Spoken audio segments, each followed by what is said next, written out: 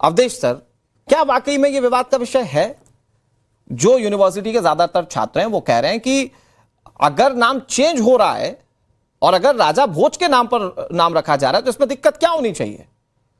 तो क्या यह तुष्टीकरण की जो सियासत है वो मजबूर कर रही है विपक्षी दलों को कि बरकतुल्लाह का नाम हटे, लेकिन उस पर ही पूरी राजनीति केंद्रित करने की जरूरत है?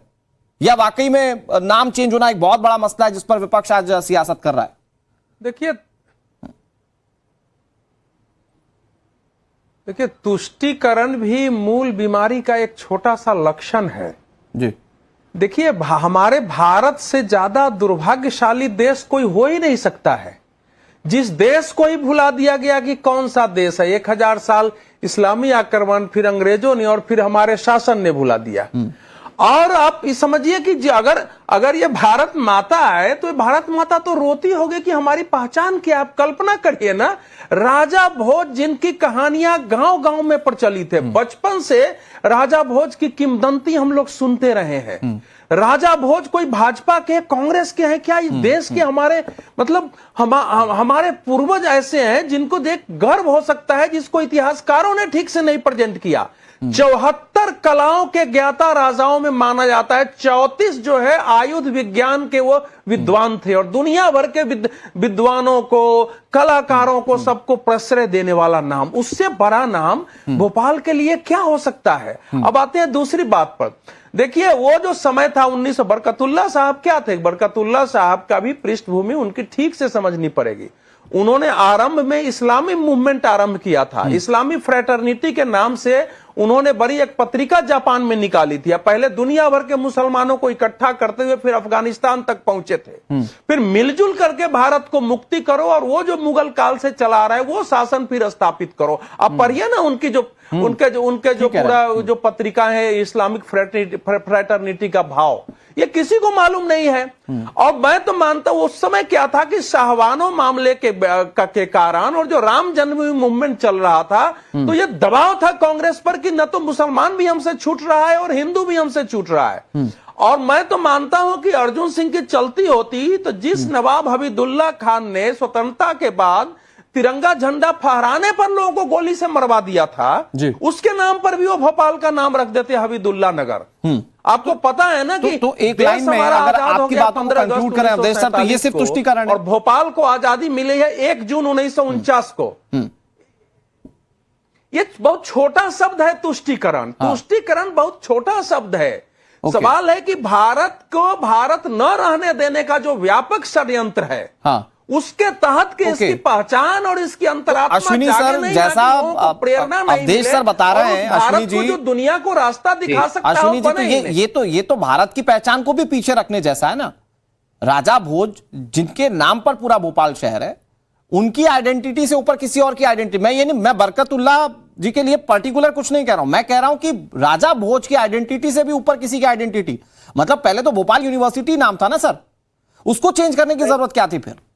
सर, आप ये बता दीजिए, जैसे एक शहर है जमशेदपुर, टाटा जी के नाम पे है, जमशेद जी टाटा जी के नाम पर है। अब अगर आप हर जमशेदपुर की बिल्डिंग का नाम भी उन्हीं के नाम पर रख देंगे तो आपको ऐसे रखना पड़ेगा जमशेदपुर नंबर 1, नंबर 2, नंबर 3।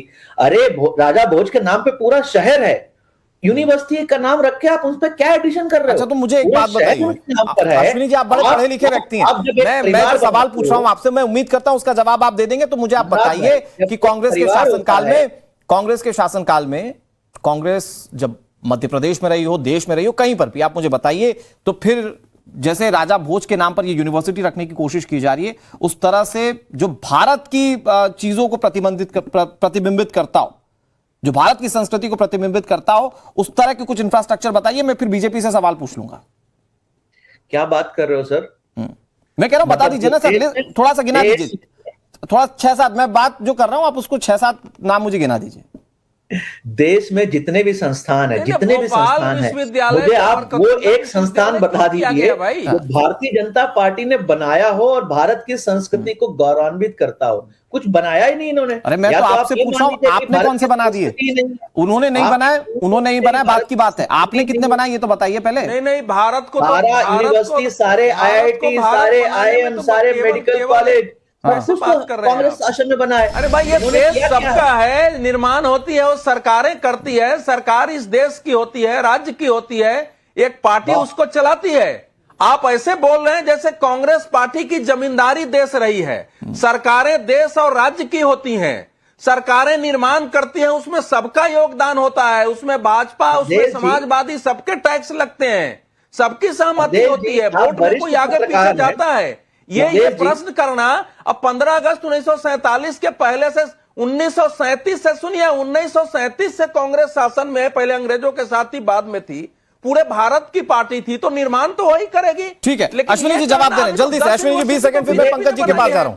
आपके मध्य प्रदेश में कितनी, आ रहा हूं पंकज जी, इसके बाद आ रहा हूं। हाँ अश्विनी जी, अध्यक्ष जी का ये दोहरा चरित्र समझ में नहीं आता कि जब हम बात करते हैं हमने क्या क्या कंस्ट्रक्शन किया, तब तो बोलते हैं वो कंस्ट्रक्शन सरकारों ने किया, और जब हम पर आरोप लगाते हैं कि इन्होंने नाम सही से नहीं रखे, तब कांग्रेस ने ये काम किया। आप डिसाइड कर लीजिए कि अगर कंस्ट्रक्शन कांग्रेस ने किया होगा तभी नामकरण कांग्रेस ने किया होगा। कंस्ट्रक्शन के नाम पे आप बोलते हैं कि सरकार ने किया, यूनिवर्सिटी तो सरकारों ने बनाई, और उसका नाम का तुष्टीकरण था वो पार्टी ने किया। ये कहां से दोहरा चरित्र लाते हैं? लेकिन अश्विनी जी, पंकज जी को सामने रखिए एक मिनट।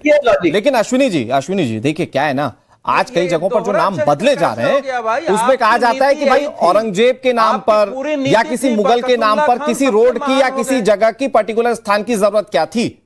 लोग ये सवाल पूछते हैं। खैर इस पर जवाब दीजिएगा पंकज चतुर्वेदी जी। आप, मैं जाहिर बात है कि आप काउंटर करना चाह रहे हैं, एक छोटा सा सवाल मेरा भी है, तो क्या सारे नामों को ऐसे ही बदल देंगे आप जो मुस्लिमों के नाम पर है? देखिए अनुराग जी, यदि इस देश में गुलामी के, सनातन विरोध की मानसिकता के नाम है तो उनको बदला जाना चाहिए, और हम बदल रहे हैं। पंकज जी मैं आपत्ति के साथ रोक रहा हूं। पंकज जी एक मिनट सॉरी, मैं कह रहा हूं बरकतुल्लाह कौन सा सनातन विरोधी थे या कौन सा भारत विरोधी थे? मैं तो मूल विषय की बात कर रहा हूं सर अनुराग जी। हाँ। कि जो देश भर की चर्चा की जा रही है ना, देश भर की, मैं भोपाल के विषय की बात नहीं कर, देश भर की बात कर रहा हूँ। मैं सिर्फ ये आग्रह कर रहा हूँ कि कांग्रेस पार्टी के समय नेहरू जी के नाम पर, इंदिरा जी के नाम पर, राजीव जी के नाम पर कितने संस्थान है। आज देखिए देश भर के संस्थानों में कितनी जगहों के नाम है। ये काम उन्होंने किया ना। अश्विनी जी एक मिनट, आप तो ये बताओ, जिसका उत्तर नहीं दिया अनुराग जी इन्होंने, 88 में भोपाल विश्वविद्यालय का नाम जो राजा भोज के नाम पर था उसको बदलने की क्या आवश्यकता थी? तुष्टीकरण ना। अध्यक्ष जी ने ठीक बताया कि शाहबानो केस का तुष्टीकरण का प्रमाण, राम मंदिर का विषय, तो अपनी तुष्टीकरण की खाल बचाने के लिए। और ये तो वो लोग हैं अनुराग जी जिन्होंने भारत के संविधान को तोड़ा।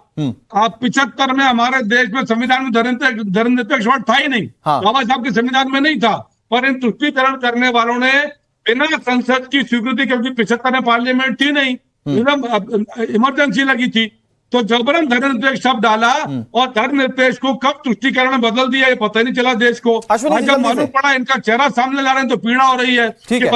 अश्विनी जी एक सवाल जो देश में कॉमन पूछा जाता है कांग्रेस पार्टी से, क्यों बदला? पंकज जी आ रहा हूं। भाई कांग्रेस पार्टी आजादी के बाद सत्ता में आई, जाहिर बात है कि इंफ्रास्ट्रक्चर का निर्माण करना उसका काम था, उसने किया भी, लेकिन नामों को लेकर ये लोग पूछते हैं कि औरंगजेब के नाम पर भी नाम रखने की जरूरत क्या पड़ गई थी? सड़कों के नाम, स्ट्रीट्स के नाम औरंगजेब जैसे आक्रांताओं के नाम पर रखने की क्या जरूरत थी? औरंगाबाद किसके नाम पर था?